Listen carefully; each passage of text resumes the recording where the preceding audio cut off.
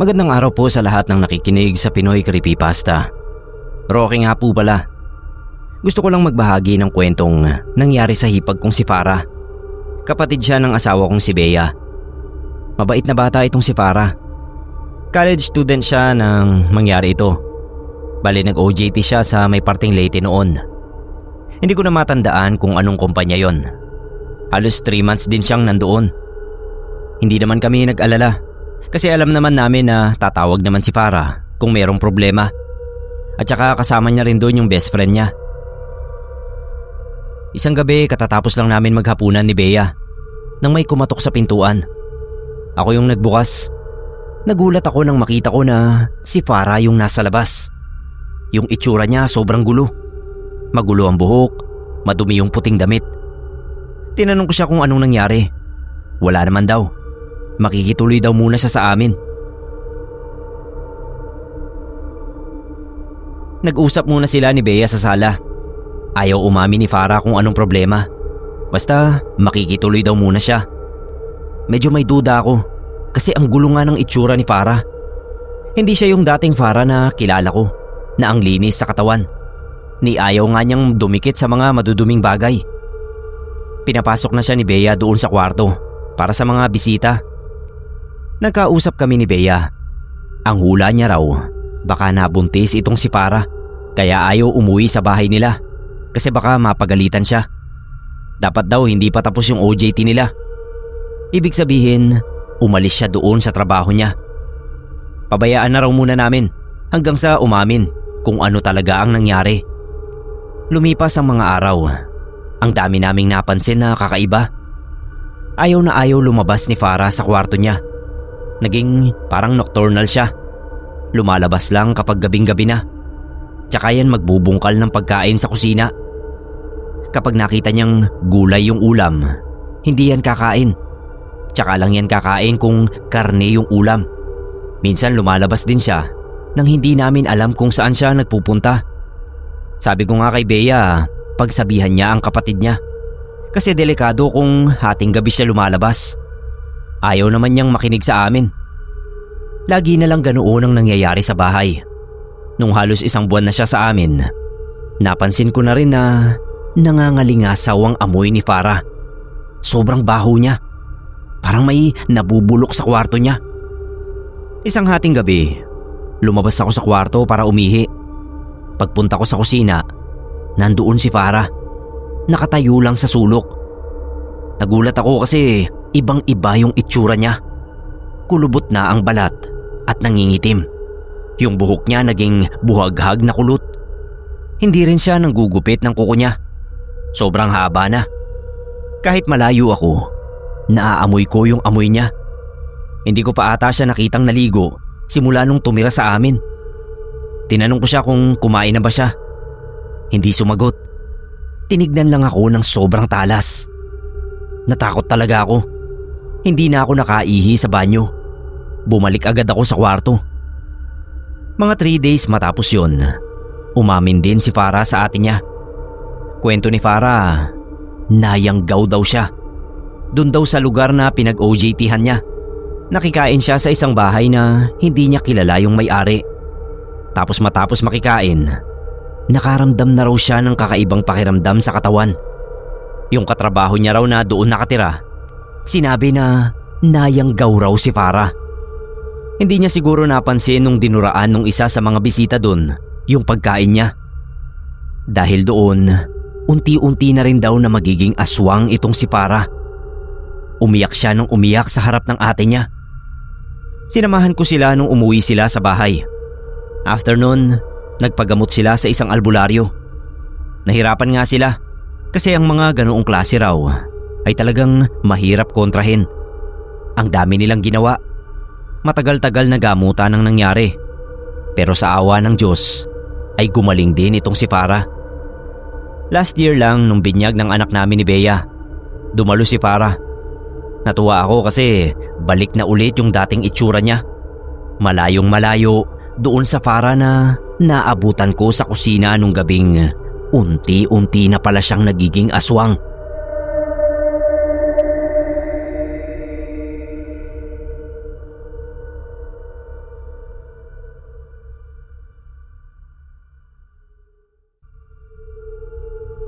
Andy nga po pala.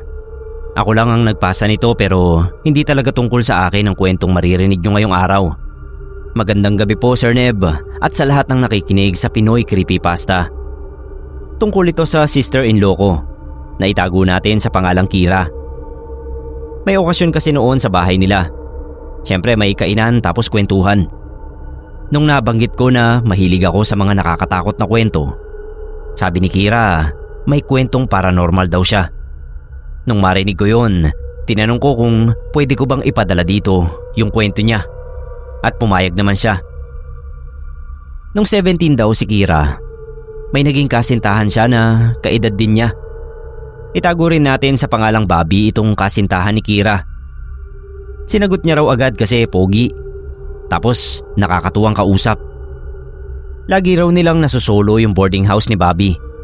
Siyempre dahil sila lang laging dalawa ang nandoon sa boarding house, laging may nangyayari sa kanila. Makulit daw kasi itong si Bobby. Gusto nito laging pumupunta si Kira sa kwarto niya. Siyempre kapag nandoon, hindi pwedeng walang nangyayari. Gumagamit naman sila ng proteksyon. Kaso nga lang, nabuntis pa rin si Kira. Hindi raw nila alam ang gagawin nun. Takot na takot si Kira, lalo na sa papa niya. Ilang buwan din nilang tinago yung pagbubuntis ni Kira. Kaso nung medyo halata na sa tiyan na buntis nga siya, nagpasya silang dalawa ni Bobby na maghanap ng aborsyonista. May nahanap naman sila. Nagbayad pa ng malaki si Bobby para lang doon sa gamot na iinumin ni Kira para ma-abort yung baby. Sabi nga niya sa akin, isa raw yun sa pinaka pinagsisisihan niyang nagawa niya sa buhay. Kung maibabalik niya lang daw ang lahat, sana hindi niya na yun ginawa. After nung abortion, dito na nagsimula yung mga kababalaghan. Kasi lagi raw naririnig ni Kira na may baby sa labas ng kwarto niya kapag natutulog. Naisip daw niya noon, binabagabag na siya ng konsensya niya. Nung sumilip sila sa bintana, may batang gumagapang sa labas. Para raw siyang binuhusan ng malamig na tubig nun. Muntik na siyang mahimatay sa takot. Sinara niya lahat ng bintana at pinto sa kwarto. 3 days after, may iyak na naman daw siya na naririnig. Hindi na siya tumingin sa labas kasi alam niya na ang makikita niya. Pati grades niya raw noon naapektuhan. Hindi na siya nakakatulog. Tapos maghapon daw yun lang ang iniisip niya. Isang gabi nga, nakahiga siya sa kama. Nakaramdam daw siya na may kumakagat sa daliri niya sa paa. Tumayo siya para tignan kung ano yun. May baby na balot sa dugo ang kumakagat sa daliri niya sa paa. Sumigaw daw ng sumigaw si Kira at saka tumakbo palabas. Doon na raw siya nagpasya na aminin sa mga magulang yung nangyari. Nung una syempre pinagalitan siya, lalo na ng papa niya. Kasi maling-mali nga naman daw yung ginawa niya. Kaso naisip din nila na tapos na yon. Wala na silang magagawa. Pinagawan daw nila ng maliit na puntod sa likod bahay yung baby ni Kira. Tapos pinangalanan din nila. Tinawagan din nila yung mga magulang ni Bobby at humingi din ng tawad si Kira sa mga ito. Siyempre ang pinagalitan si Bobby. Babaero daw talaga ito at hindi nag-iisip. Simula nung gawin yung lahat ni Kira, hindi na ulit siya ginambala nung sanggol. Siguro ay pinatawad na siya nito.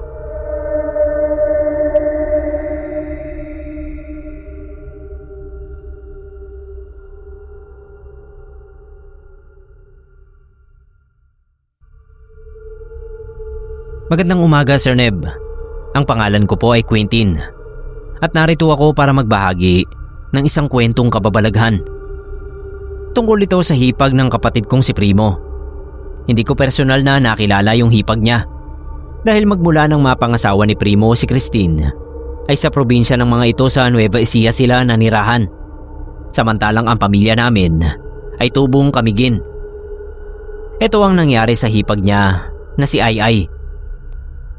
Noon daw unang dumating sila sa Nueva Ecija, ay napansin na ni Christine na kakaiba ang kinikilos ni Ai Ai. Para daw itong hayop kung makatingin, pero maayos pa rin naman kausap. Dumaraing daw ito na sumasakit ang ulo dahil sa napakalakas na pandinig. Pati raw pang amoy nito ay lumakas. Kaya naman sukang-suka sa basura kahit na malayo yun. Napaghinalaan pa nila na buntis ito.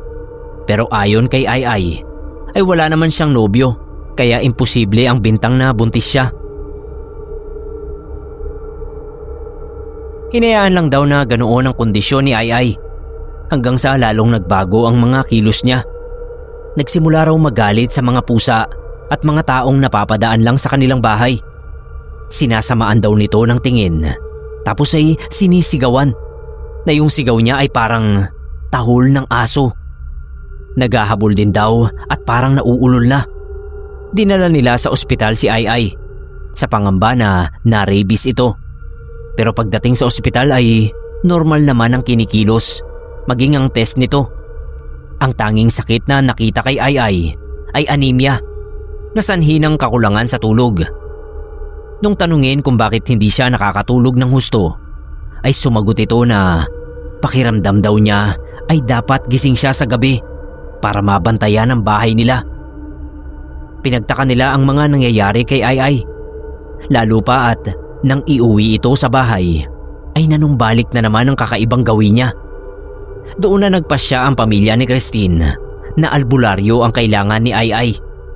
Nag-commute lang daw sina Ai at mama at papa niya patungo roon sa albularyo. Pagbaba nila ng jeep ay may nakita raw na pusa sa kabilang kalsada si Ai. Walang ano-ano ay nagtatakbo patawid si Ai at galit na hinabol yung pusa. Huli na ang lahat para mahabol siya dahil nasagasaan na siya ng isang SUV. Huminto naman daw yung nakasagasa, kaso sa lakas ng impact ay tumilapon si Ai at nabagok na dali-dali niyang kinamatay. Sabi ni Primo, noon daw naglalamay sila ay may napansin siyang matanda na may bitbit na tuta na sumisilip sa may gate pero hindi pumapasok. Nilapitan niya ito dahil baka nagugutom at gustong makihigop ng sopas. Kaso ay nagtanong lang daw yung manong kung anong kinamatay ng pinaglalamayan.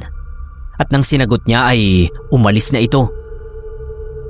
Nung sabihin ni Primo ang ukol doon ay inabangan na rin ng mga biyenan niya kung sino ang matandang tinutukoy niya. At nang muling dumaan yun ay natulala ang biyenan niyang babae. Pinalipas lang ang 9 na araw ni Ai bago muling nagtungo sa albularyo ang mga biyenan ni Primo. Nang magbalik ang mga ito ay halatang galing sa pag-iyak. Ayon sa kanila ay kinulam pala si Ai at ang hinala nila ay yung manong na sumisilip sa lamay ang kumulam sa kanya. Bago pa raw umuwi ng Nueva Ecija sina Primo ay may nilason daw na aso si Ai na pag-aari ng isang matandang palaboy. Nagkakalkal daw kasi sa basurahan nila yung aso kaya tinaniman ni Ai ng lason. Nung matagpuan ni Manong na bumubula na ang bibig ng aso nito sa tapat ng gate nila Ai ay umiiyak nitong hinanap kung sino ang naglason sa aso. Taas noo pa raw si Ai at ang sabi ay ganoon ang napapala ng mga amo na pabaya sa aso kaya kung ano-ano ang kinakain. Tinitigan lang daw noong Manong si Ai bago ito lulugo-lugo na lumayo. Bitbit ang asong wala ng buhay. At makaraan nga ang pangyayaring yun ay naging kakaiba na ang kilos ni Ai. Noon nila na-realize na para itong aso kung umasta. Galit at nanghahabol ng pusa at mga estranghero. Nagpupuyat sa gabi para magbantay ng bahay at kung ano-ano pa. Palit buhay raw ang ginawa ng kumulam kay Ai ayon sa albularyo. At sa palagay nila, ang dalang tuta noong matanda ay posibleng si Ai na. Hinanap ng mga biyenan ni Primo yung matandang palaboy pero hindi na nila nakita pa. Kung hindi lang sana naging malupit sa hayop ang hipag niya, baka nakasama pa nila ito ng matagal.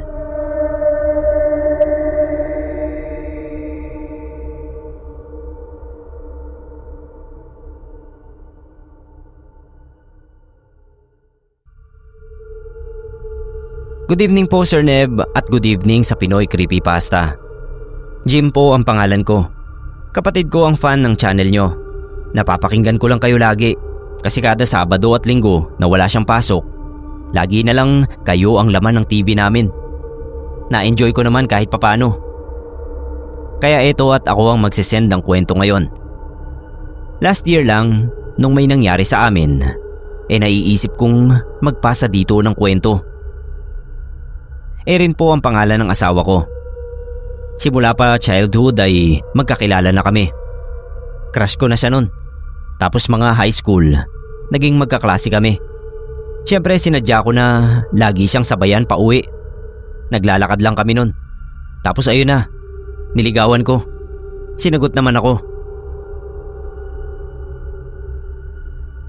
Nagpakasal kami 2018. May ipon na rin kasi kami at saka gusto na rin naming bumukod. May kapatid si Erin. Ang pangalan ay Lisa. Kalaro din namin yun si Lisa noong bata pa kami. Tuwang-tuwa nga siya noong naging kami ng ate niya. Sabi niya noon pa lang daw, alam niya nang kami ang magkakatuluyan. Ang napangasawa naman ni Lisa, may malawak na palayan sa bukid. Ang pangunahing negosyo ay maisan at palayan. Ang lawak ng lupa nila. Nung kinasal sila, doon na sila tumira sa bukid. Malayo sa syudad. Wala ngang dumadaang jeep doon sa kanila kasi konti lang naman ang tao. Last year doon sinelebrate yung birthday ni Lisa. Tapos announcement na rin na buntis na siya sa una nilang anak. Tuwang-tuwa kami noon ni Erin. Kaso na-late kami sa party. May trabaho kasi. Bawal umabsent. Sabi namin susunod na lang kami. Kaso 9 PM na bago nakalabas si Erin sa trabaho. Sinundo ko siya ng motorsiklo. Nakarating na ako doon sa bahay nila. Okay naman ang daan pag umaga. Pero kapag gabi, sobrang dilim. Kahit yung headlights ko kinakain ng dilim. Walang mga poste ng ilaw. Wala kasi sa gilid ng daan ng mga bahay. Puro palayan at mga puno ang makikita mo. Nakakatakot talaga. Kalagitnaan ng biyahe namin, nakita ko sa unahan na may kung anong mataas na bagay na nandoon sa maisan. Sobrang dilim kasi, hindi siya naaabot ng ilaw ng motor ko. Sabi ni Erin, ibalik ko daw ang tingin ko sa daan. Kaso hindi ko maalis yung mga mata ko doon sa mataas na bagay.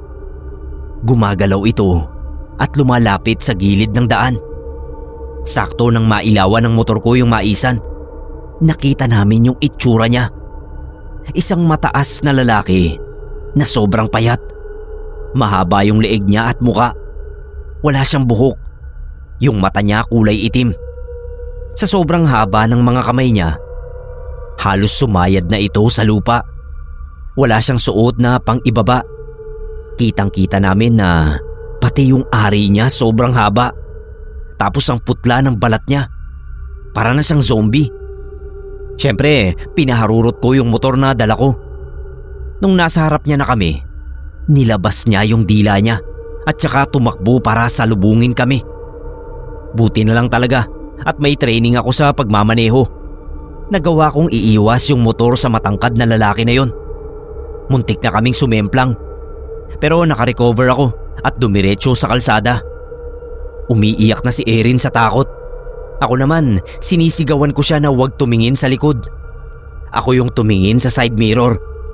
Sumusunod pa rin sa amin yung lalaking matangkad.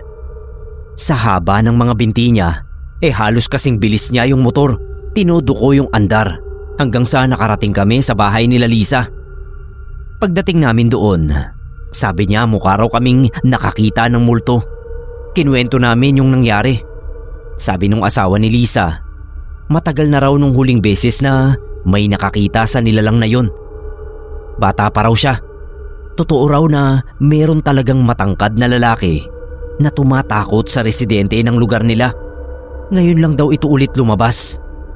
Kinabukasan na kami umuwi. Simula nun, natakot na si Erin na bumiyahe papunta doon kila Lisa. Lalo na tuwing gabi.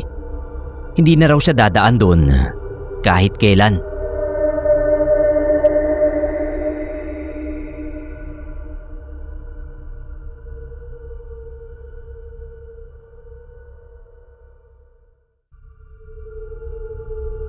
Masayang araw po sa ating lahat. Ako si Kara. Hindi ko na sana gustong maalala ang bahagi ng buhay namin na masasabi kong nakarma ang kuya ko. Pero gusto ko lang din na kapulutan ng aral ng mga makakarinig ang naging karanasan namin sa probinsya. Sa simula pa lang, bilang kapatid, ay alam na alam ko nang mahilig sa babae ang Kuya Reynold ko. Elementary pa lang, nanliligaw na. High school pa lang, nagka-girlfriend na.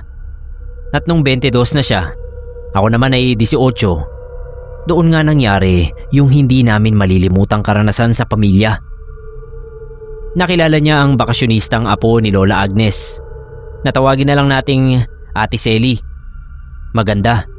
Tapos ng 4 na taong kurso sa kolehiyo at mabait. Wala na sigurong hahanapin pa ang lalaki na magkakagusto sa kanya at isa na nga roon ang kuya ko. Sa pagkakaalam ko, marami agad ang nanligaw kay Ate Selly. Unang dating pa lang niya sa baryo namin. Hindi ko naman akalain na sa dinami-rami nga ng nagkagusto sa kanya ay sa kuya ko pa siya mai-inlove. Hindi naman sa ayoko sa kanya. Kaya lang kasi bilang babae, nag-aalala ako dahil alam ko nga na palikero ang kuya ko. Baka mamaya ay magkaproblema lang siya. Pero wala na nga akong magagawa nun kasi nagkagustuhan na sila. Numero 1 tutol din ang Lola Agnes niya. Nag-iisang apo kasi niya si Ate Selly at siguro ay nababalitaan din niya ang hindi magandang reputasyon ni Kuya Reynold sa mga babae. Matagal na naming kapitbahay si Lola Agnes. Sa pool nung maliliit pa kami. Kaya kilalang kilala na niya ang pamilya namin. Sa madaling salita ay wala na ngang nakapigil kina Ate Selly at Kuya Reynold. Nagpakasal sila dahil nagdadalang tao na pala. 2 o 3 buwan na yata yung tiyan ni Ate Selly nun. Ang trabaho pa lang ng kuya ko dati ay sa maisan. Minsan nangangarpintero kapag may nagpapatawag sa kanya. Kaya nagpasya sila na doon na muna tumira kila Lola Agnes. Sa bahay kasi namin marami kaming magkakapatid. 7 kaming lahat. 4 lang naman ang kwarto namin. Kaya magiging mahirap para sa amin at sa kanila na rin kung doon sila titira. Magsisiksikan na kami sa bahay. Si Lola Agnes naman ay nag-iisa lang sa bahay niya. Ang mga magulang kasi ni Ate Selly, pareho na raw may ibang pamilya. Kaya ayaw na rin niya na bumalik sa Maynila. Nung una naging okay naman ang pagsasama nila. Napansin ko na nagbago si kuya. Para bang naging mature na siya at naging responsable rin. Siguro dahil nga magkakababy na sila. Kaya naman kaming pamilya niya ay nakampante. Nagpasalamat pa nga kami kay ate at napabago niya si kuya. Kasi nung binata pa si kuya, bukod sa pagiging babaero, batugan pa at basagulero. Akala nga namin ay tuloy-tuloy na ang pagbabago niya.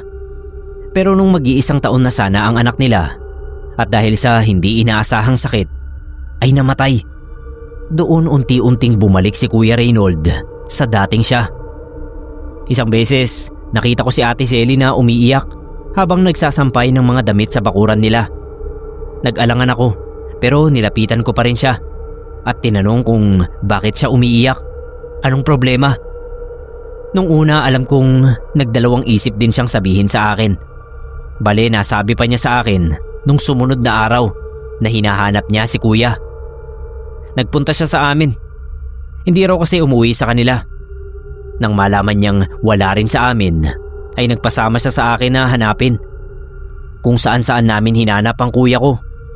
Inisa-isa namin ang mga bahay ng mga kaibigan niya at mga kamag-anak namin. Pero wala. Hanggang sa may nakapagbulong kay ate na nasa kabilang baryo raw. Pinuntahan agad namin yung tinurong bahay ng nagsabi.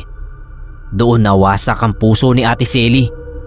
Kasi nalaman namin na ang kasama ni kuya doon ay isang babae na edad 35 na. Sabihin na lang nating kabit ni kuya. Habang pauwi kami ay nagkandasuka si Ate Selly. Ganun pala siya kapag sobrang nasasaktan. Yung iyak niya alam mong pilit na pinipigilan. Doon lang niya naikwento sa akin na mula nga nang mamatay ang anak nila ay nag-iba ang pakikitungo sa kanya ng kuya ko. At dumating sa punto na nung wala si Lola Agnes ay nasaktan pa siya ng pisikal. Tinago na lang nga raw niya kay Lola at pati sa amin. Hindi ko alam kung paano pagagaanin ang kalooban niya. Wala akong masabi.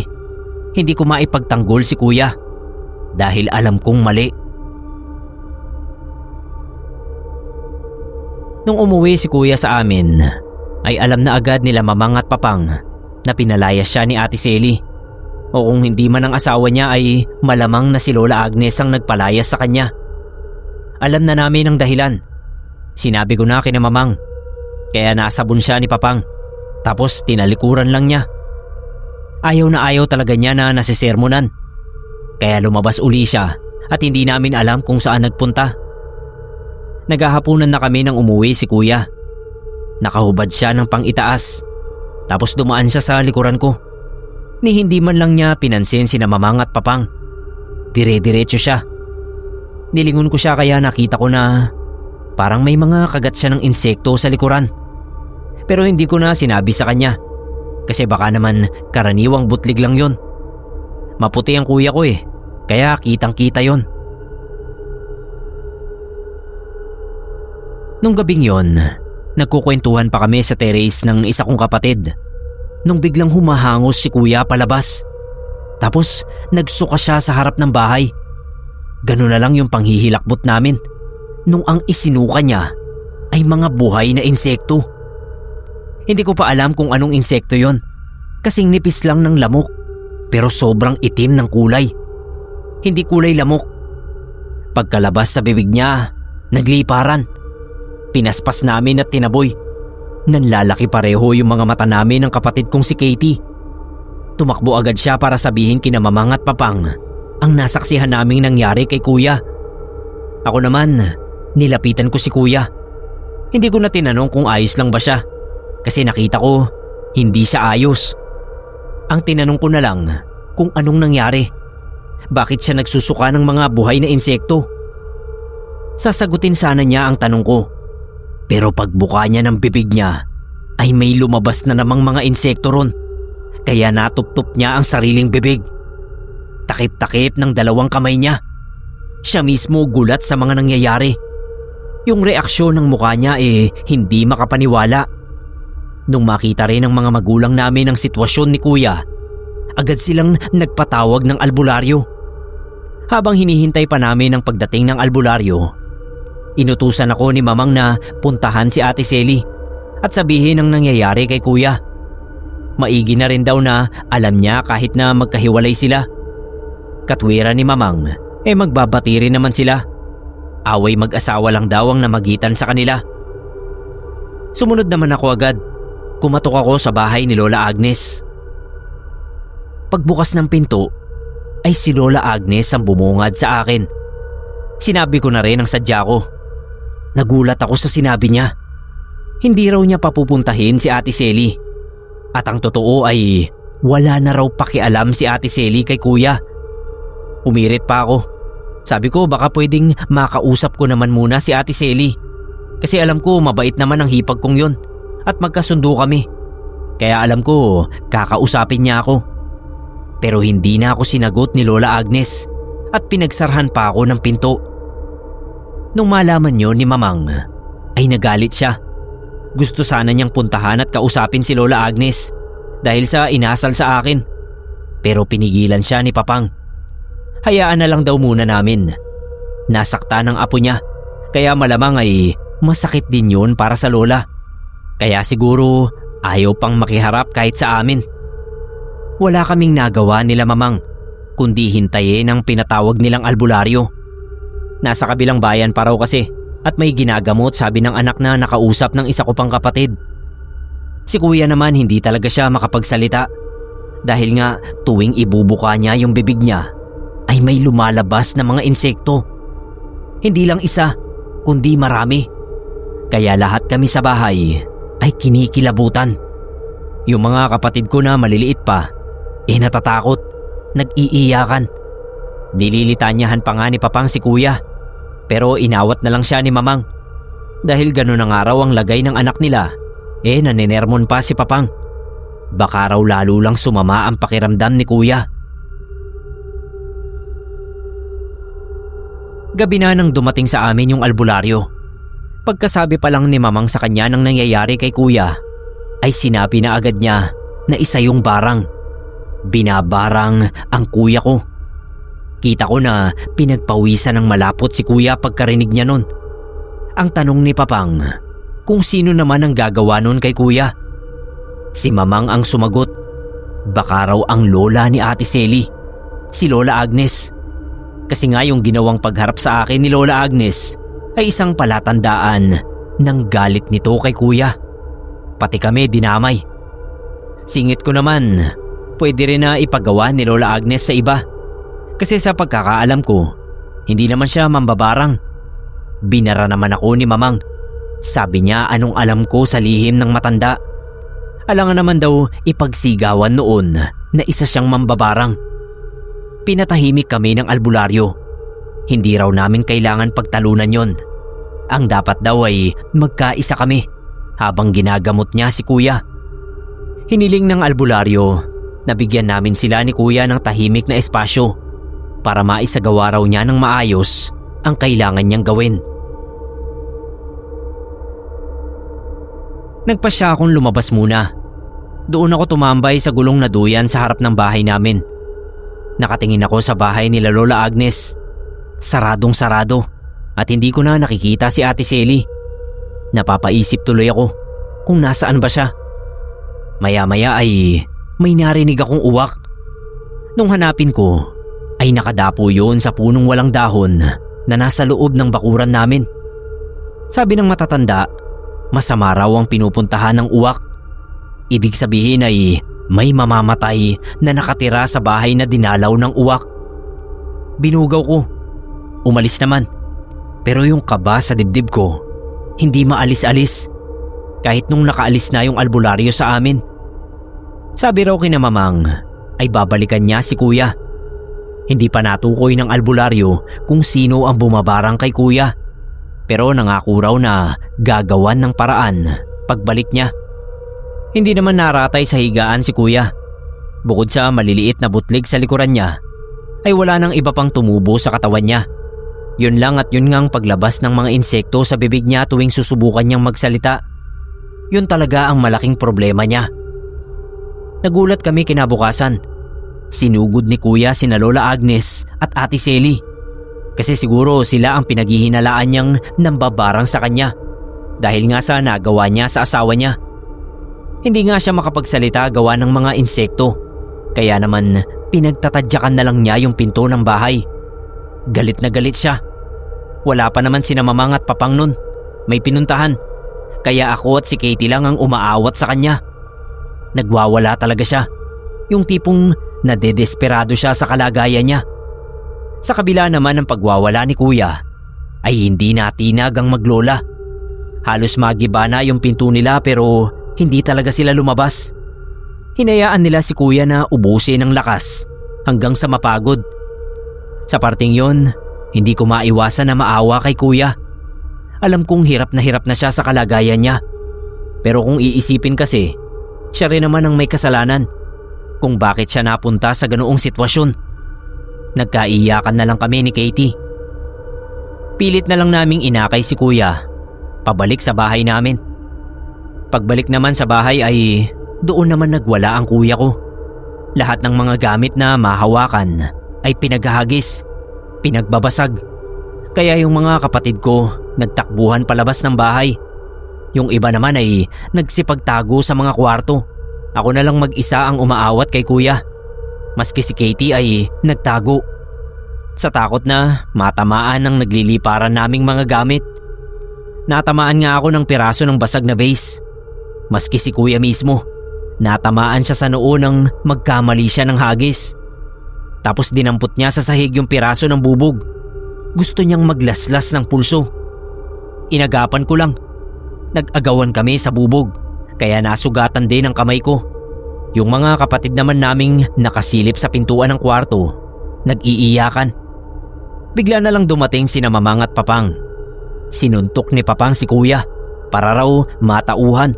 Kasi ginagawa nga naman namin ang lahat para matulungan siya sa pinagdadaanan niya. Tapos ganun pa ang gagawin niya. Si Mamang naiintindihan si Kuya. Mahirap daw ang kalagayan kaya nagkakaganoon. Ako pareho ko silang naiintindihan. Pati si Kuya, naiintindihan ko rin. Nung bumalik ang albularyo sa bahay namin, ay bigo pa rin siyang matukoy kung sino ang bumabarang. Ang magagawa na lang daw niya ay gamutin ang bibig ni Kuya sa paraang alam niya. Susubukan niyang pabalikin ang mga insekto sa kung sino man ang nagpasok sa kanila sa bibig ni Kuya. Kakalabanin niya ang orasyon ng mambabarang. Malalaman daw namin na nagwagi kami kapag napalabas na niya ang lahat ng insekto sa bibig ni Kuya ora mismo habang ginagamot niya. Si Mamang, ako at si Papang lang ang pinayagan ng albularyo sa loob ng bahay habang sinasagawa niya ang panggagamot. Kaya ang mga kapatid ko ay doon na muna dinala ni Katie sa bahay ng tiyahin namin. Maraming seremonyas na ginawa ang albularyo sa panggagamot niya kay Kuya. Pinahira ng langis, hinampas-hampas ng mga sangang may dahon. Tapos ay nagdiktik siya ng mga halamang hindi namin kilala. Inorasyonan niya yon. Sinabihan niya si Kuya na magbalik loob sa Diyos at sabayan ng pagdarasal ang orasyon niya. Sumunod naman si Kuya sa kagustuhang gumaling. Matagal ang panggagamot na yon ng albularyo. Inabot na kami ng madaling araw. Nagsimula siya mga 9:00 ng gabi. 1:00 na hindi pa tapos. Ang huli niyang ginawa, yung dinikdik niyang mga halaman ay sinubo niya kay Kuya. Pinanguya niya habang patuloy siya sa pagbigkas ng orasyon. Nguyain lang daw mabuti ni Kuya hanggang sa madurog at maging katas na lang. Tsaka niya lunukin. Hindi ako makahinga ng maayos hanggat hindi natatapos ang panggagamot ng albularyo. Nagpalipas pa ng ilang minuto ang albularyo. Tinanong si Kuya kung ano na ang status ng dinikdik na halaman sa loob ng bibig niya. Sumenya si Kuya na okay na, tunaw na, wala na raw. Sinabihan siya ng albularyo na subukan na niyang magsalita ulit. Natakot si Kuya kasi baka lumabas na naman ang mga insekto. Pero pinilit siya ng albularyo. Kailangan daw talaga na lumabas lahat ng insekto. Unti-unti na ngang binuka ni Kuya Reynold ang bibig niya. Nanlaki ang mga mata naming lahat nang mula sa bibig niya ay lumabas ang tila pulutong ng maliliit at maiitim na insekto. Nayakap ni Papang si Mamang. Ako naman napayuko dahil dumaan sa harap ko mismo yung mga insekto. Habang yung albularyo ay bulong-bulong pa rin ang mga orasyon. Si Kuya ay tuloy sa pagsuka ng mga insekto. Parang wala nang katapusan sa dami at nakalinya sila na para bang may isip. Wala isa man sa amin ang dinapuan ng insekto. Dumiretso sila palabas sa pintuan. Patakbo naming sinundan. Kitang-kita namin na ang mahabang pulutong ng mga insekto ay dumiretso sa bahay na kalapit lang ng sa amin. Sa bahay nila Lola Agnes at Ate Selly. Sarado ang pinto nila at bintana, kaya yung mga insekto ay naghanap ng iba nilang malulusutan. Kung saan saang butas ng bahay, hiwa-hiwalay na naghagilap ng madaraanan papasok sa loob. Gulat na gulat kaming lahat. Mga ilang saglit ay wala ng insekto sa labas ng bahay. Nakapasok ng lahat. Nag-alala rin ako para sa maglola. Habang si Mamang ay inaasikaso si Kuya na nanghina talaga matapos mailuwa lahat ng mga insekto. Ako naman, naisipan kong katukin si Lola Agnes. Tinawag ko rin si Ate Selly. Nakailang beses ako ng katok bago nagbukas ang pinto. Bumungad sa akin si Lola Agnes. Umiiyak, natataranta. Tulungan ko raw ang hipag ko. Pumasok ako sa loob. Nakita ko sa silid nila si Ate Selly. Nakahiga sa papag at iniikutan ng mga insekto. Yun ang mga insektong inalis ng albularyo kay Kuya. Kinilabutan talaga ako. Hindi pa ako nakakapagsalita ay kasunod ko na pala si Mamang. Pero hindi pa siya pumasok sa silid. Hindi pa niya nakikita ang kalagayan ni Ate Selly. Galit na galit si Mamang Hinarap niya si Lola Agnes. Pinaratangan na matandang mambabarang. Buo sa isip ni Mamang na si Lola Agnes ang nambarang kay Kuya. Habang natutulala ako sa nakikita ko kay Ate Selly, ay sige ang pagbubunganga ni Mamang sa lola ng hipag ko. Dinig ko sa kwarto. Gulong-gulo ang utak ko nun. Naaawa ako kay Ate Selly, pero kinakain din ako ng takot, kaya nagsisigaw ako. Dahil sa malakas kong sigaw, ay napapasok sila sa loob ng silid ni Ate Selly. Nakita rin nila ang nakita ko. Ang mga insektong lumiligid-ligid sa hipag ko. Nakahiga lang siya at nakatitig sa kisame. Nakatulala. Pinakalma ako ng papang ko na sumunod din sa amin. Tinanong ni Mamang kung ano ang ibig sabihin noon. Bakit si Ate Selly ang pinuputakte ng mga insekto? Umiiyak na inamin ni Lola Agnes na ang hipag ko mismo ang nambarang sa asawa niya. Ang kaalaman daw ni Ate Selly sa pambabarang ay minana sa lola niya sa kabilang side, sa side ng tatay niya at hindi kay Lola Agnes. Pero mamaya na raw siya magpapaliwanag. Tulungan daw muna namin ang apo niya. Galit si Mamang sa ginawa ni Ate Selly, kaya nakapagsalita siya na nararapat lang yun sa hipag ko. Nagulat kami nang biglang lumuhod sa harap namin si Lola Agnes. Nagawa raw yun ng apo niya dahil sa mga ginawa ni Kuya. Yung pisikal na pananakit ay nakayanan pa raw ni Ate Selly. Nang malaman nga niya ay pinapaghiwalay na niya dahil sino ba naman ang matutuwa. Pero ayaw daw ng hipag ko dahil mahal na mahal niya ang asawa niya. Pero nung malaman na may ibang babaeng pinakikisamahan ng asawa niya, doon na raw tuluyang nawasak ang puso ng apo niya at napuno ng galit.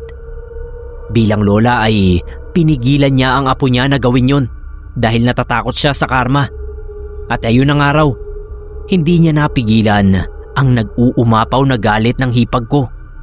Kaya ngayon ay nangyari na ang kinatatakutan niya, na mabalik kay Ate Selly ang ginawa niyang pambabarang. Naawa ako kay Lola Agnes. Tinayo ko siya. Sabi ko hindi niya kami kailangang luhuran. Nagmamakaawa pa rin siya kay Mamang na ipabawi na sa albularyo ang orasyon. Ayaw daw niyang mamatay ang nag-iisa niyang apo. Sila na lang daw ang tanging magkasama sa buhay. Kapag namatay ang apo niya, ay mamamatay na rin siya. Totoong galit na galit si Mamang sa ginawa ni Ate Selly kay Kuya. Pero hindi naman ganoon katigas ang puso ni Mamang. Naawa rin siguro siya sa manugang niya. Kaya bumalik siya sa bahay namin at kinausap ang albularyong nakabantay kay Kuya. Pinuntahan naman ng albularyo si Ate Selly. Ginamot din niya. Pero hindi sa loob lang ng isang araw. Mas matagal na gamutan kaysa sa ginawa niya kay Kuya. Mambabarang kasi ang hipag ko. Hindi ganoon kadali na gapiin ng mga insektong alaga niya mismo. Halos ilang buwan din na pabalik-balik ang albularyo. Ang akala nga ay hindi na niya mapapagaling ng tuluyan. Pero nagagawa naman niya kahit mabagal.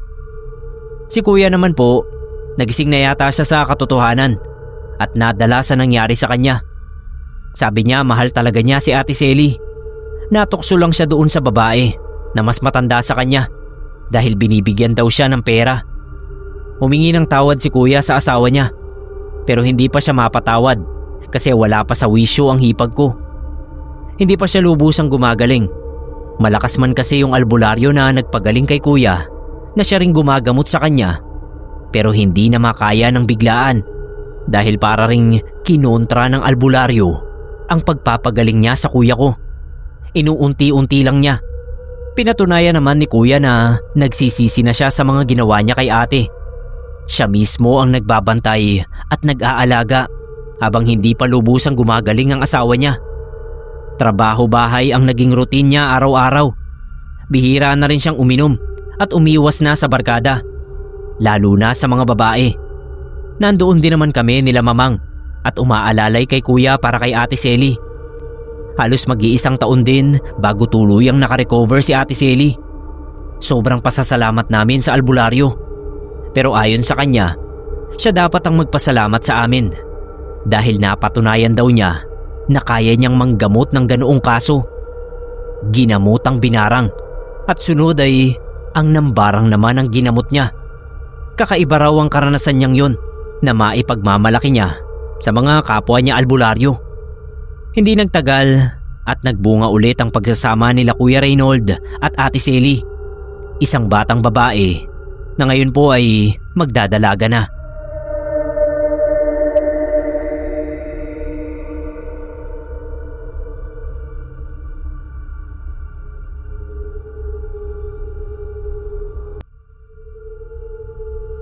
Magandang umaga po sa inyo. Ako ay isang tagahanga na galing pa dito sa Camarines Sur. Araw-araw akong nakikinig sa inyo. Pero sa gabi hindi na, kasi matatakotin ako. Kaya madalas ay sa umaga na lang talaga ako nakikinig. Meron din akong kwento patungkol sa mga nakakatakot na bagay.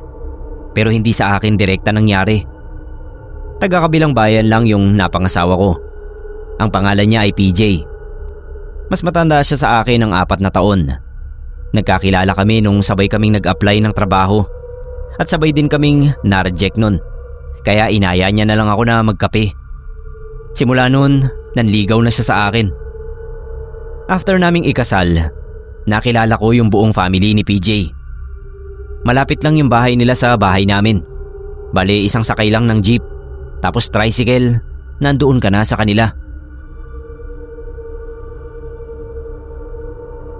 Mabait naman ang mga magulang ni PJ, pati yung dalawa niyang kapatid. Kaso, sobrang weird nung ate niyang si Ate Jazen. Tahimik na tahimik si Ate Jazen. Kahit magkatabi kami sa mesa nung may party sa bahay nila, ni hindi ko man lang nakausap ng maayos si ate. Kapag tinatanong ko naman siya, sobrang tipid ng sagot.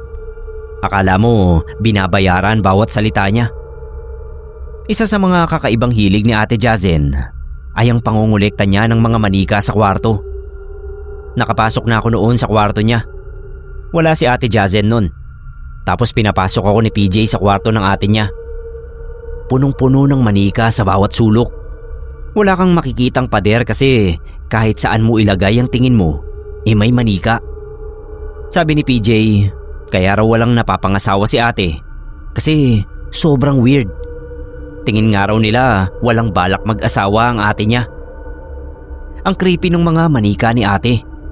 Pare-pareho ang design pero iba-iba lang ang kulay. Tinanong ko si PJ kung matagal na bang hilig ng ate niya yung mga manika. Hindi raw. Noong college daw ito, may sinalihan siyang parang kulto. Tapos after nun, tsaka lang siya nangolekta ng mga manika. Noon daw normal naman ang ugali ng ate niya. Masayahin. Hindi raw nila alam kung anong nangyari. Kwento ni PJ, madalas daw nilang makita na kinakausap ng ate niya yung mga manika na yon.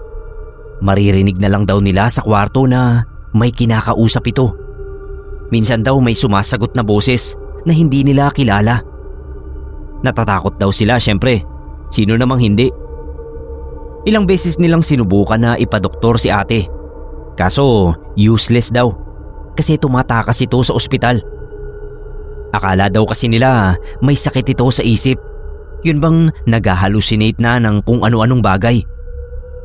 Tinanong ko si PJ kung meron ba siyang experience na nakakatakot patungkol sa manika ng ate niya. Meron daw. Noong mga panahon na 4 months pa lang daw na nag-iipon ng manika ang ate niya, may nakita raw siya. Gabi na nun. Galing siyang inuman. Birthday daw kasi ng isang kabarkada na umuwi pa galing Maynila para lang mag-celebrate. Pagpasok niya raw sa gate, narinig niya na may nag-uusap doon sa gilid ng bahay. Maliit lang yung espasyo doon. Mga 2 dangkal lang daw. Bale, kasya lang ang isang tao. Nung lumapit siya, mas lumakas daw yung mga nag-uusap. Kaso hindi niya maintindihan kung ano yung sinasabi. Kinuha niya yung cellphone sa bulsa at inilawan. Nakita niyang tumatalon-talon daw yung 2 manika ni Ate Jazen doon sa espasyo na yon. Natakot siya. Agad siyang pumasok at dumiretso sa kwarto. Sabi sa akin ni PJ, first time daw na maka-experience siya ng ganoong klaseng takot. Sinabi raw niya sa papa nila yung nakita niya, pero hindi raw siya pinaniwalaan nito. Lasing lang daw noon si PJ, kaya yon ang nakita niya. Simula noon, naging ilag na si PJ sa mga manika ng ate niya. Iniiwasan na lang daw niya ang mga ito sa bahay. Kaya rin daw nung magkatrabaho siya, ay lumipat siya sa isang boarding house. Sa ngayon, ganoon pa rin yung ate ni PJ. Hinahayaan na lang daw nila. Kasi wala naman silang magawa.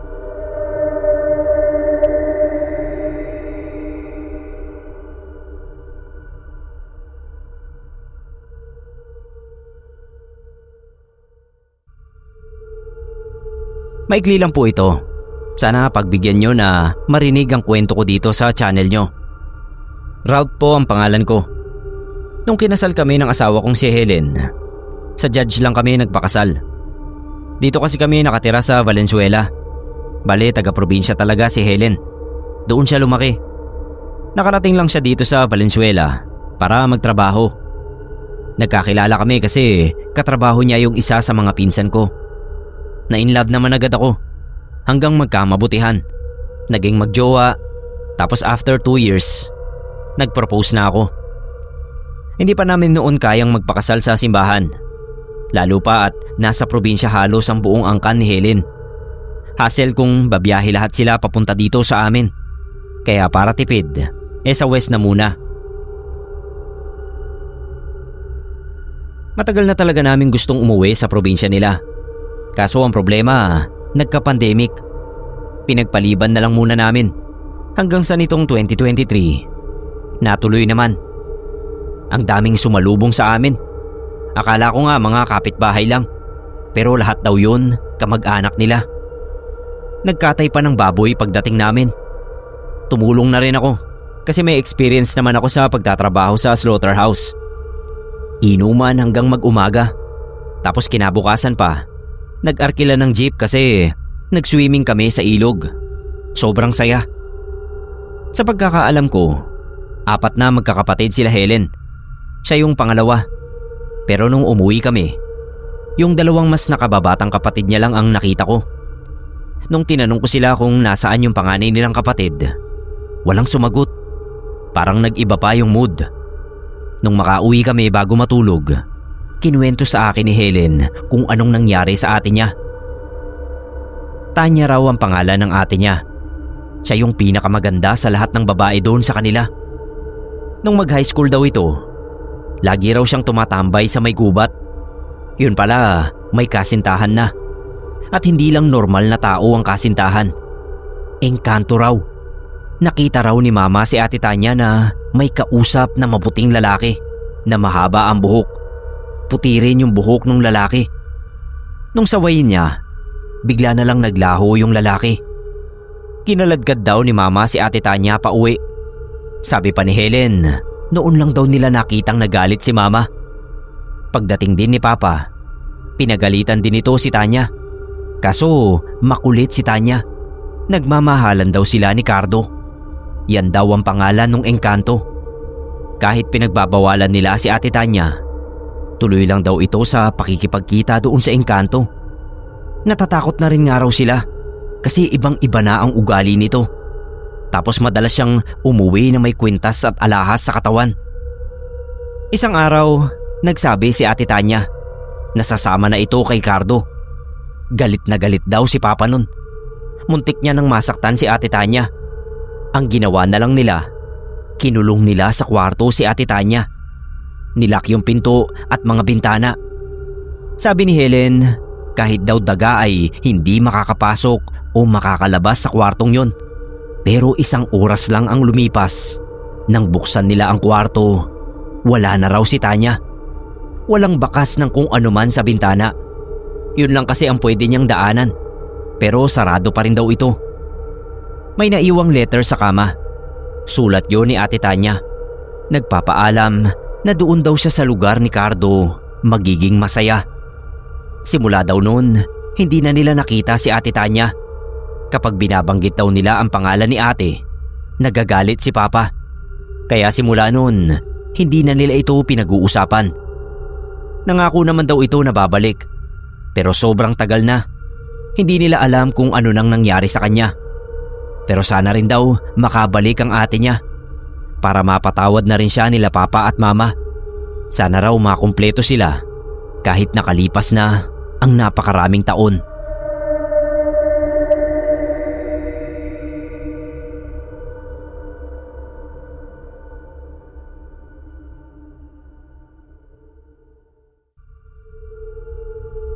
Hello po sa lahat ng nakikinig sa Pinoy Creepypasta.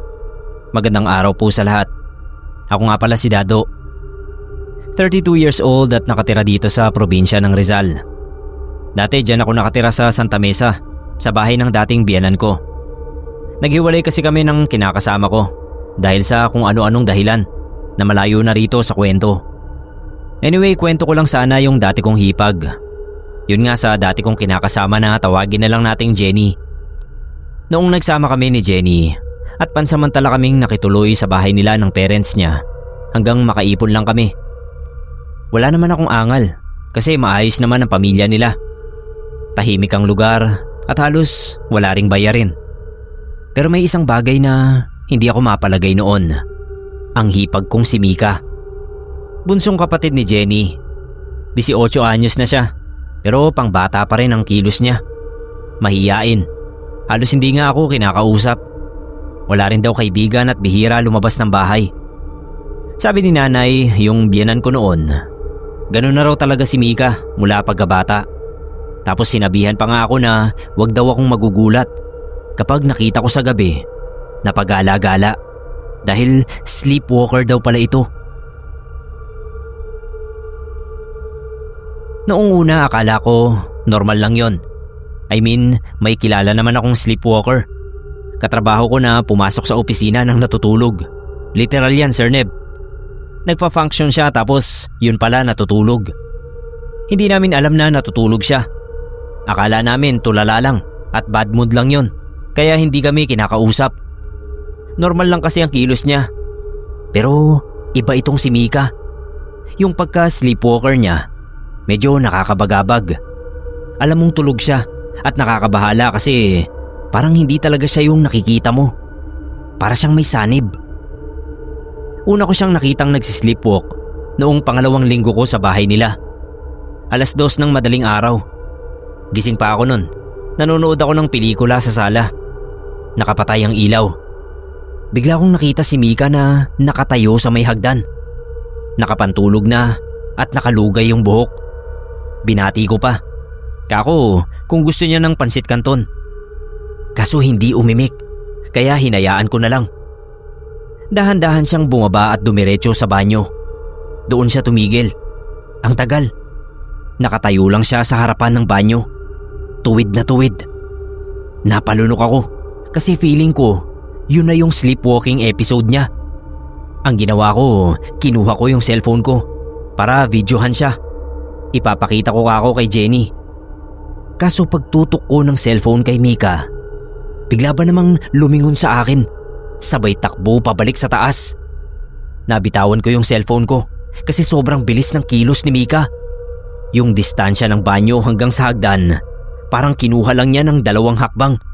Tapos noong umakyat siya sa hagdan, pagapang na mabilis. Hindi na ako dinalaw ng antok ng gabing yon. Ang takot ko talaga sa ginawa ni Mika.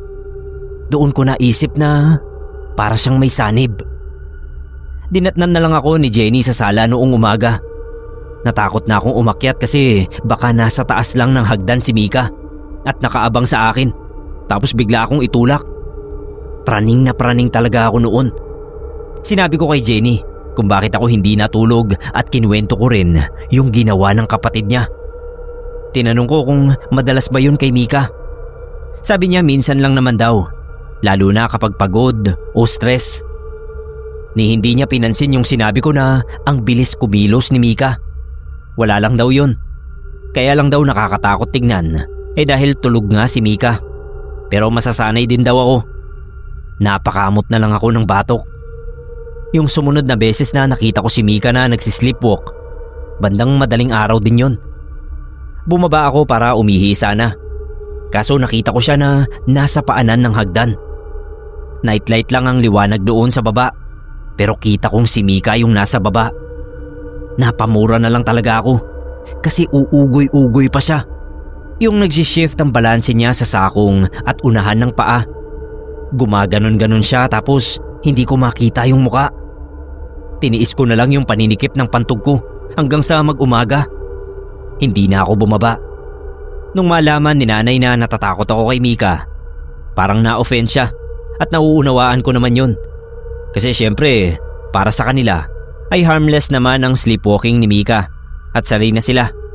Sabi niya ay wag ko na lang daw pansinin at wag akong matakot. Sa laki ko raw ay imposibleng makaya akong saktan ni Mika. Hindi na lang ako kumibo. Kinakausap ko naman si Mika. Tinatanong ko siya kung anong nararamdaman niya o alam ba niya na nagsisleepwalking siya. Kaso ilag yata talaga siya sa akin o mahiyain o ewan dahil palaging paiwas ang sagot niya. Laging si ewan ko o kaya nagkikibit balikat lang sabay lalayas. Feeling ko nga may autism siya pero in denial ang pamilya nila kaya hindi pinapansin yung mga kakaiba niyang gawi.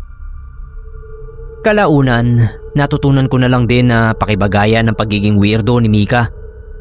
Hindi ko naman siya palaging nakikitang nagsisleepwalk kasi natutunan ko na lang din na pumirme sa kwarto namin tuwing gabi. Akala ko safe na ako sa ganoong setup. Pero lalo lang akong kinabahan sa kanya. Nang isang gabi ay nakita ko siyang nakatayo sa may paanan ng kama namin. Nagising ako dahil parang may nakatitig sa akin. Alam niyo yung ganoong pakiramdam na hindi komportable dahil pinapanood ka. Napadilat ako at pagtingin ko sa paanan, naroon si Mika. Nakalugay ang buhok, hindi gumagalaw. Pero sa paningin ko ay para bang napakalaki niyang tao. Hindi ko masigurado kung nakatingin siya sa amin dahil nightlight lang din ang ilaw namin sa kwarto. Binuksan ko yung flashlight ng cellphone ko at tinutok sa mukha niya. Bastos na akong bastos. Bastos din naman yung ginawa niyang pagpasok sa kwarto namin. Napamura na lang ako sa nakita ko. Namumuti yung mga mata ni Mika. Tapos nakangangas siya at nakangiti. Yung panga niya parang na-dislocate pa kasi gumigewang-gewang. Napabangon ako at nilundagan si Jenny para makaikot sa kama at masindihan ng ilaw. Nagising si Jenny at pupungas-pungas na tumingin sa kapatid niya bago sa akin. Kunot noo pa siya nang sabihing natutulog lang si Mika. Nung mga sandaling yon ay gusto ko nang murahin yung magkapatid. Pero ang nasabi ko na lang ay nagulat lang ako kay Mika. Kung pwede ka ako ay dalhin na niya sa kwarto ang kapatid niya. Inis na bumangon si Jenny at inalalayan si Mika na nang humarap sa akin ay nakapikit at nakatiko ang bibig. Kinabukasan, kinausap ko na ng masinsinan si Mika. Tinanong ko kung talaga bang hindi niya namamalayan ang ginagawa niya kapag nagsisleepwalk o baka ako pinagtitripan niya lang ako dahil alam niyang natatakot ako. Kasi kako, kung nantitrip lang siya ay ibig sabihin noon na ayaw niya sa akin at gusto niyang umalis na lang ako sa bahay nila. For the first time magmula nang makituloy ako sa kanila, noon lang nagbitiw ng mahaba-habang sagot sa akin si Mika. At ang sabi niya ay hindi raw siya ang naglalakad tuwing gabi. Nakikita raw niya ang nangyayari pero wala siyang kontrol sa kanyang sarili. Kako, kung alam ba yun nila nanay at tatay? Oo raw. Naipatingin na raw siya sa espesyalista at naresetahan siya ng gamot para sa anxiety, pati na rin sa insomnia. Pero parang hindi yun umuubra. Nagulat ako kasi wala namang nababanggit sina Jenny na may mental health problem si Mika. Sabi nila, sleepwalker lang daw. May mas malalim pa pala. Pero pinalampas ko na lang yun. Tinanong ko na lang uli siya kung natry na ba nila na magpatingin sa albularyo. Pero umiling siya dahil hindi raw naniniwala sa albularyo ang pamilya nila. Tinanong ko siya uli kung siya ba sa palagay niya ay hindi niya kailangan ng albularyo. Naging malikot ang mga mata niya at nagkibit balikat. Parang nag-shutdown na naman siya sa akin. Tapos umalis na. Sinubukan kong kausapin si Jenny tungkol sa pagkonsulta sa albularyo para kay Mika. Pero gaya nga ng sinabi ni Mika, ay hindi sila naniniwala sa ganoon. Pinaliwanag ko sa kanya ang nakita kong pamumuti ng mga mata ni Mika at kakaiba yung aura niya. Ganun baka ako ang itsura ng may anxiety at insomnia? Pero dinismiss lang ako ni Jenny. Sabi niya kung natatakot daw ako kay Mika, ay lumipat na lang kami ng bahay. Para lang hindi na humaba pa ang usapan, ay pumayag na ako. Noong lumipat kami ng bahay, ay halata akong bad trip si nanay. Feeling ko noon ay naiinis sila na umalis kami dahil kay Mika. Siguro na-offend na naman. 3 taon lang kaming nagsama ni Jenny dahil sa mga hindi pagkakasunduan. Pero bago kami naghiwalay, ay nalaman ko rin na inuwi na sa probinsya nila si Mika para daw mapatignan sa albularyo. Lumala na raw kasi ang sleepwalking nito at 2 beses nang nakita ni tatay na gumapang ito ng napakabilis habang nakanganga at namumuti ang mga mata. Yun kasi ang sinasabi ko sa kanila noon pa. Alam kong may mali kay Mika at hindi basta sa isip lang ang sakit niya. May mas malala pang dahilan.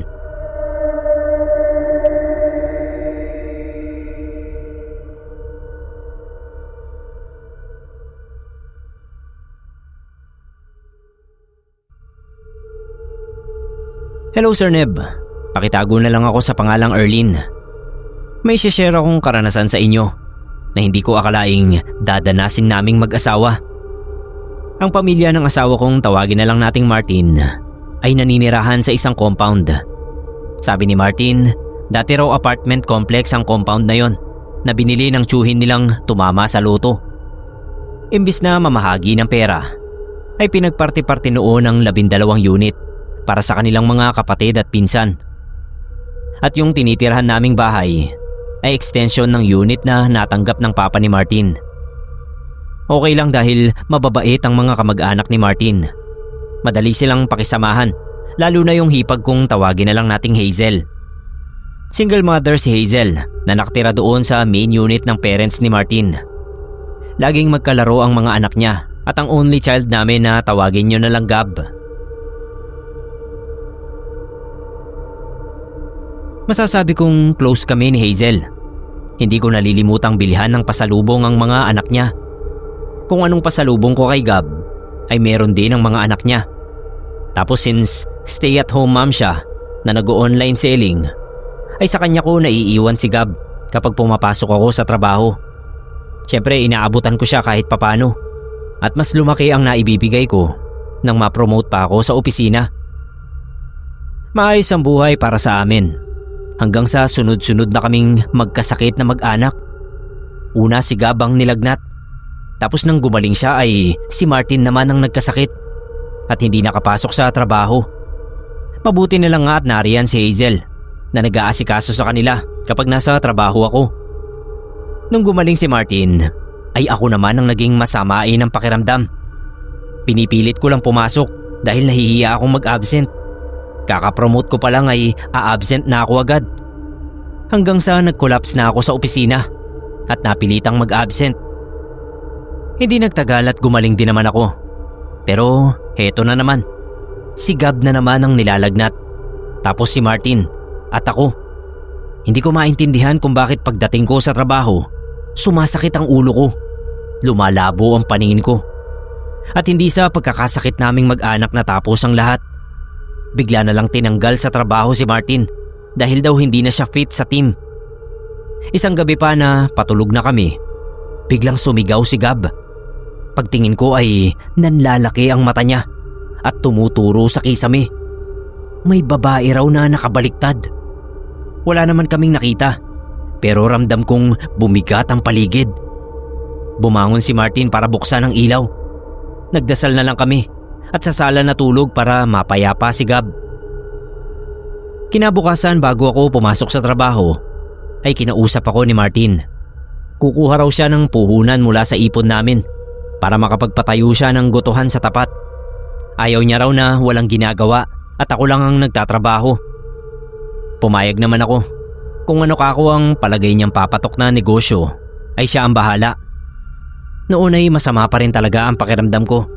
Pero ayokong umabsent. Pansin na ng mga katrabaho ko na masama ang tama ko. Kaya sinasabihan nila akong magpa-doktor na lang. Nagtataka na rin sila na paulit-ulit na lang akong nagkakasakit. Tuloy ay naikwento ko ang mga ganap sa amin at pinayuhan ako ng isang office mate ko na magpatingin sa albularyo. Para daw kasing ginagaba kami. Hindi ko sana gagawin. Pero wala na akong ibang maisip na pwedeng makatulong sa sitwasyon namin. Isang araw ay sinamahan ako ng ka-office mate ko doon sa kakilala niyang albularyo. At tahimik lang yung matanda habang hawak nito yung litrato ng pamilya namin. Hanggang sa sinabi nitong may naiinggit daw sa amin. Babae at malapit sa aming mag-anak. Ginagamit daw ang damit ng anak ko.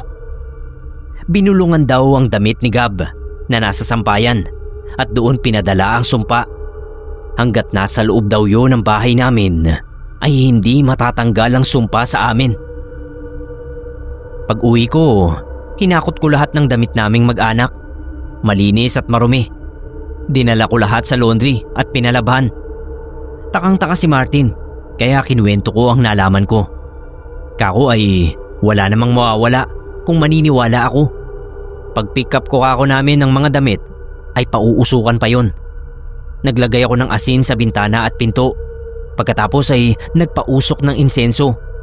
Habang iniikot ko sa bahay ang umuusok na lata, ay napansin kong nakatingin sa akin si Hazel. Seryoso ang mukha niya. Ako ang nag-iwas ng tingin at nagpatuloy sa ginagawa ko. Kinutuban ako ng hindi maganda at halos mapaluha sa naisip kong posibilidad. Dito ko napagtanto na mula nga pala nang magkasakit kaming mag-anak, si Hazel ang laging andyan para sa amin. Siya ang mabuting hipag na tumutulong sa mga gawain namin. Siya lang ang babaeng malapit sa aming mag-anak. Hindi mawala sa isipan ko na si Hazel ang tinutukoy ng albularyo. Pero bukod sa hinala ay wala akong katibayang hawak. Pangit namang magbintang gayong napakabuti niya sa amin. Kaya lang, magsimula nang magpausok ako ng insenso tuwing hapon sa bahay, para bang naging iba ang pakikitungo niya sa amin. Lumalapit at nakikipagkwentuhan pa rin naman. Pero may iba sa mga mata niya. Ayokong i-entertain ang isiping yon. Pero isang gabi, narinig ko si Gab na umiiyak. Paglapit ko, may sugat siya sa likod. 3 gasgas na parang kalmot. Hindi ko alam kung saan galing, pero doon na talaga ako sumabog. Muli akong lumapit sa matandang albularyo. Nag-PM lang ako at pinakita ko yung sugat ni Gab. Ang sabi niya ay natutunugan na raw nang nagsumpa sa amin na may nalalaman ako. Ang gawin ko raw kung may kutob ako kung sino ay alukin ko raw ng kinakain ko ng maka3 beses. Kapag daw tumanggi ito ng tumanggi, ay positibong yun na nga ang nagsumpa sa amin. Tsaka raw ako mag-PM sa kanya para masabi niya kung ano ang dapat kong gawin. Ganoon nga ang ginawa ko. Bumili ako ng pagkaing alam kong paborito ni Hazel, siomai. At habang kumakain ako, ay inalok ko siya. Pero gaya nga ng sabi ng albularyo, ay nagpakatanggi-tanggi siya. Gusto kong sabunutan noon si Hazel at tanungin kung ano ba ang atraso namin sa kanya. Lalo na ang kuya niya, para isumpa niya kami. Pero nagpakakalma ako. Kailangan kong alamin ang pangontra sa sumpa niya. Binigyan ako ng orasyon noong albularyo at tinuruan ng proteksyon. Huwag ko raw ipagsasabi kahit kanino ang proseso, kahit pa kay Martin. Sabay sabi sa akin na patawarin ko raw si Hazel kung makakaya ko. Huwag ko raw hayaan na siraan ako ng galit ko sa kanya. Hindi ko alam kung kaya kong patawarin noon si Hazel. Hindi kasi mawala sa isipan ko na nawalan ng trabaho si Martin dahil sa kanya. Okay lang siguro kung ako lang, pero yung sarili niyang kapatid at pamangkin? Isang araw habang naghahanda na maglabas ng paninda si Martin, ay naabutan kong tinutulungan siya ni Hazel. Nagtagis ang mga bagang ko. Naisip ko noon na napaka-plastic niyang tao. Sabi ko na lang kay Martin ay kailangan naming lagyan ng Evil Eye Amulet ang bago naming negosyo para maiiwas sa mga inggitero na hindi sumasaya sa pag-asenso ng iba. Tatawa-tawa si Hazel. Si Martin naman na walang kamuwang-muwang ay gumatong pa na ang mga inggitero daw ay walang mararating sa buhay. Kung alam lang niya na kapatid mismo niya ang sumasalot sa amin. Ilang gabi kong palihim na sinagawa ang orasyon na makakapagpalaya sa amin sa sumpa ni Hazel. Nung makumpleto ko yun, ay naghintay na lang ako ng magiging resulta. At parang instant coffee. Kinaumagahan ay nalaman kong nakatapak ng kalawanging pako si Hazel dahil sa pagmamadali na masakluluhan ng anak niyang napangudngod ang bibig sa simento. Hindi ko kinatuwa ang nangyari sa anak niya. Pero karma niya yun sa pandadamay niya sa anak ko. Bumisita ako sa kanila sa ospital dahil pareho silang na-admit na mag-ina. Nung lapitan ko si Hazel ay patay ang mga mata niya. Parang alam niya na may alam ako. Pero imbis na humingi ng tawad sa ginawa niya ay tinuya pa ako nito. Kasabi-sabi ba naman ay hindi lang daw kaming mag-asawa ang may deserve na sumaya at umasenso. Nagmaang-maangan ako kahit kumukulo na ang dugo ko. Kako ay ano bang ibig niyang sabihin? Inirapan lang niya ako. Pagkatapos ay tinalikuran. Umalis na lang ako. Pagkaraan ng ilang linggo ay nalaman kong aalis na sina Hazel sa compound. Nagulat kaming lahat. Pero sabi lang niya ay gusto niya ng bagong kapaligiran. Noon ay hindi ko na napigilang sabihin kay Martin na nagkaroon kami ng hindi pagkakaunawaan ni Hazel. Hindi na siya nagtaka o nagtanong. Sabi lang ay hindi naman siya nagulat. Noon pa man daw ay hindi na maganda ang ugali ng kapatid niyang yun. Mas nagulat pa nga raw siya na naging close kami. Sa tansya raw niya ay may inggit sa amin si Hazel dahil sa amin napunta ang extension ng unit na dati na pala nitong inaawitan sa mga magulang nila. Magmula nang umalis si Hazel ay natigil ang mga pagkakasakit naming mag-anak. Umayos din ang takbo ng aming trabaho at negosyo. Ang balita namin kay Hazel ay may kinakasama raw na byudo. Minsan talaga yung mga evil eye at kulam na yan ay hindi sa ibang tao nang gagaling, kundi sa sariling kadugo.